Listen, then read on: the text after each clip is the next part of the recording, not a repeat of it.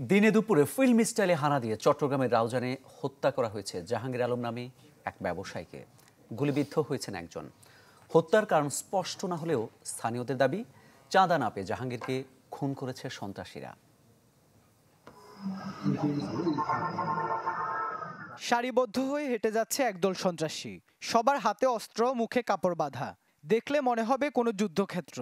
শুক্রবার দুপুরের এই দৃশ্য চট্টগ্রামের রাউজান উপজেলার নোয়াপাড়া এলাকার।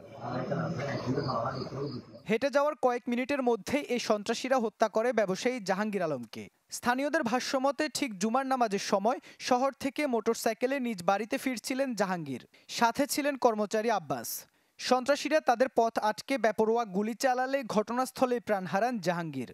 গুলিবিদ্ধ হন কর্মচারী মোহাম্মদ আব্বাস। আজকে সকালে আসছে, বার্মা গেছিল উনি ব্যবসায়ীর কাছে। উনি আজকে সকালে আসছে। সকালে ওনার ম্যানেজার, কমিউনিটি সেন্টারের ম্যানেজার সাইকেল বাইক চালাইতেছে, উনি পিছনে বসা মসজিদে যাচ্ছেন। এই অবস্থায় পিছন থেকে ব্রাশ করে দিচ্ছে। নিহত জাহাঙ্গীর আলম নগরীর আসাদগঞ্জের শুটকি ব্যবসায়ী। স্বজনদের দাবি কারো সাথে শত্রুতা নেই তার, তবে কারো কারো দাবি চাঁদা না পেয়ে এই হত্যার ঘটনা। তো আমাদের ফ্যামিলির সাথে কারো কোনো শত্রুতা নাই, রাজনীতি কোনো আলোচনা বা সমালোচনা কোনো কিছু নাই। আমরা সাধারণ পরিবার, আমাদের কোনো কারোর সাথে ঝগড়া নাই। জায়গায় জমি, টাকা পয়সা, চাঁদা কোনো কারোর সাথে কোনো সময় সমস্যা হয়নি। এরকম অবস্থা আমরা কোনো সময় দেখি না। এরকম দিন দুপুর একটা সহজ সরল মানুষকে, ব্যবসায়ীকে যে গুলি করে হত্যা করলো, আমার এটা সুষ্ঠু বিচার চাই। ঘটনার পরপরই মাঠে নামে আইনশৃঙ্খলা বাহিনী।